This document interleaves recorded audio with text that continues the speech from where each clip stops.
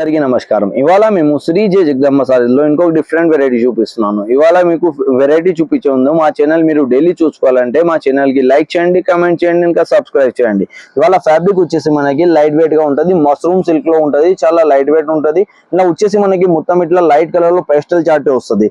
మీరు చీర మొత్తం చూసుకోవచ్చు. ఇట్లా చిన్న చిన్న జరీ స్టైల్ తో మనకి ఓవరాల్ గా బూటా స్టైల్ లో చీర వస్తుంది. దీంట్లో బోర్డర్ కాన్సెప్ట్ వచ్చేసి మనకి ఇట్లా మీనాకరితో మనకి బోర్డర్ స్టైల్ వస్తుంది, చాలా బాగుంటది.